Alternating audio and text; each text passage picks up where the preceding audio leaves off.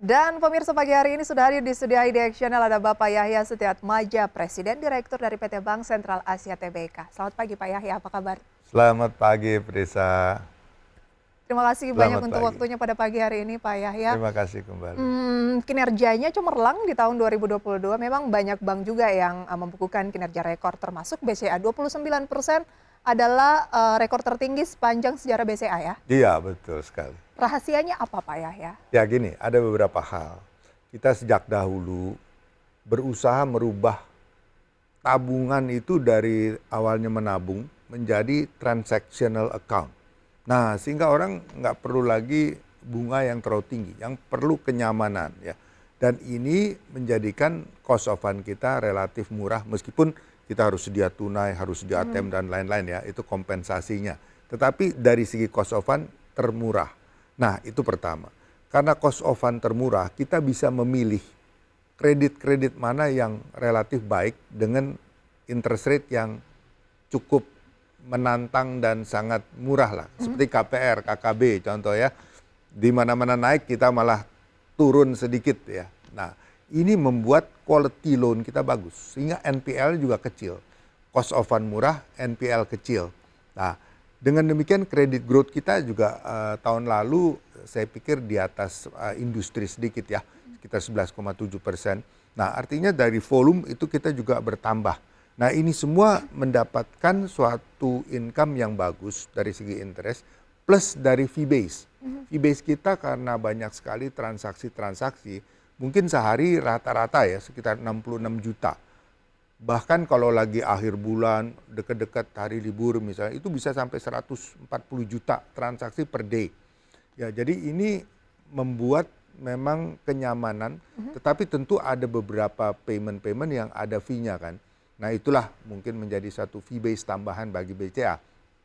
Dan karena NPL yang rendah, karena cost of fund yang murah, dan relatif malah kalau saya bandingkan, bunga average saya tahun lalu itu turun sedikit.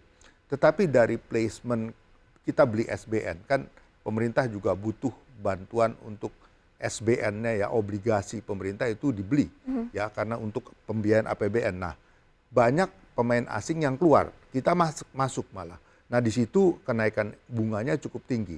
Di samping itu untuk short term, kita nggak mau kayak Silicon Valley Bank ya, semuanya ditaruh long term. Kita jaga short term kita itu ada 170 triliun. Itu sama dengan total funding yang disediakan LPS untuk menjaga perbankan Indonesia. Berarti tidak selalu Ya. harus long term ya Pak Yahya? Tidak, harus jaga likuiditas paling penting. Kalau ada kebutuhan-kebutuhan mendadak, kita harus siap untuk memberikan itu. Nah, ini kita tempatkan di Bank Indonesia dan kebetulan suku bunga BI juga naik. Jadi ada tambahan income lagi. Itulah jadinya secara profit kita cukup bagus naik. Oke, Pak Yahya, ya tidak bisa dipungkiri ya rata-rata masyarakat di kota besar gitu ya, pasti minimal dua. Entah bank apa, satu gitu mungkin BUMN, satunya itu pasti BCA gitu ya. Ya, terima kasih. Kemudian Pak Yahya sebenarnya BCA ini kan tidak mencakup ke semua wilayah. Tempat asal saya itu ATM-nya hanya ada satu Pak, dari seluruh daerah itu hanya ada satu ATM-nya Ya. Pak. Tapi kenapa? Apakah memang itu strategi dari BCA nggak harus sampai ke pelosok? Begini, ATM misalnya kita ada 17.000 seluruh Indonesia ya. Kemudian cabang kita ada sekitar 1.250 cabang di Indonesia. Dan memang kita lebih banyak di kota-kota besar ya.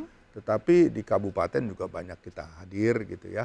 Dan untuk pertempuran yang di rural area itu BRI jagonya lah saya pikir Oh ya. gitu. Tapi untuk daerah perkotaan, tempat-tempat perdagangan ya. Karena filosofi kami ya sebagai bank follow the trade.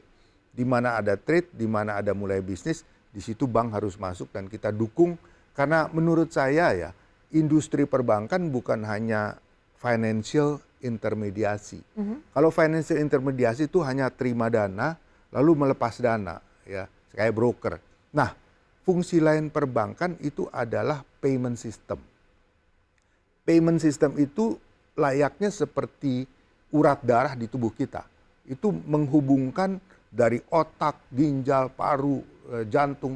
Kalau nggak ada darah yang berjalan, mati nih organ-organ kita. Nah, payment system itu layaknya seperti aliran darah. Nah, ini penting sekali dan tidak semua bank mampu piawai untuk menciptakan kenyamanan dalam payment system.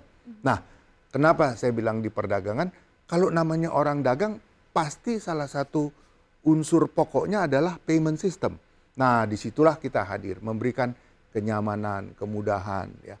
Sehingga ya nasabah banyak membuka rekening di kita. Tetapi ya kita sediakan ATM misalnya, manakala dibutuhkan uang tunai harus segera bisa didapatkan. Tetapi tentu kita lihat daerah per daerah.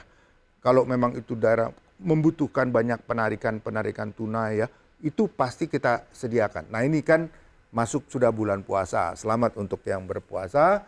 Dan untuk menjelang lebaran itu paling tidak kita harus menyediakan dana tunai 69,7 triliun. Ini akan kita siapkan. Untuk Bayangkan, tahun 2023? Untuk tahun ini. Itu persiapan kita menjelang nanti masa-masa lebaran dan persiapan mudik. Biasanya itu dibutuhkan sekali, tetap masih uang tunai. Meskipun kalau kita lihat ada sarana lain, ada KRIS, kemudian ada mobile payment, ada MyBCA yang kita terus coba kembangkan. Tetapi ya di negara kita tampaknya uang tunai itu masih salah satu kebutuhan yang kelihatannya cukup pokok dan dibutuhkan. Oke, ya. berarti Terutama kalau mudik nanti itu pasti deh. kayak jalan bareng gitu ya, hybrid antara Harus, cashless betul. dengan yang masih tunai. Ya karena kita sadari tidak semua daerah di Indonesia ini bisa terjangkau dengan wifi ataupun Setuju, Pak. jaring telekomunikasi. Ya, jadi ada spot-spot tertentu yang masih belum memungkinkan. Dana tunai ini meningkat ya dibandingkan dengan tahun lalu? Pasti. Nah ini uniknya ya. Meskipun sudah kita lihat ya KRIS sudah hebat, kemudian ada QR, lain-lain ya, kemudian ada payment tadi ya, kemudian ada e-wallet juga ya. Udah demikian banyak digital sarana yang tersedia, tetapi uang tunai itu tetap meningkat kebutuhannya. Meskipun bisa dibayangkan, kalau nggak ada yang tadi, waduh, bisa nggak tertangani itu kebutuhan uang tunai kan. Karena sebagian daripada digital payment kita lihat adalah replacement daripada penggunaan uang tunai. Nah ini memang unik.